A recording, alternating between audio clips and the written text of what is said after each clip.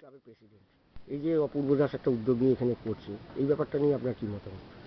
দেখুন, এই বলাগড় থেকে আমি বলছি 1960 থেকে এই বলাগড় থেকে বহু স্পোর্টসম্যান তৈরি হয়ে গেছে, যারা East Bengal club, Mohun Bagan club, ফুটবলে নয় কিন্তু আমি বলছি অ্যাথলেটিক্সে, I am also one of them, যারা ইস্ট বেঙ্গল ক্লাবের জার্সি আমি পড়েছি একদিন। আজকে সেই জায়গায় ফুটবলের কোচিং হচ্ছে, মানে এটা আমার মতো লোক, আমি একজন মানে খেলোয়াড় ছিলাম, আমি তো অত্যন্ত এটাকে আমি ভীষণভাবে অ্যাপ্রিসিয়েট করব। আমি চাইবো বিশেষ করে এই মাঠে আমরা মানে এই মাঠ থেকেই আমরা বড় হয়েছি একদিন, আজকে সেই মাঠ থেকে আরও বড় বড় প্লেয়ার তৈরি হবে, যারা শুধু জাতীয় না আন্তর্জাতিক ক্ষেত্রেও যারা পৌঁছবে। They will earn honour not from the nation, not from overseas also, এটা আমার এক্সপেকটেশন। এবং আমি আশা করি এখানে যে ধরনের ট্যালেন্ট আছে তারা একদিন মানে ভারতের জার্সি গায়ে দেবে। It is my farm decision.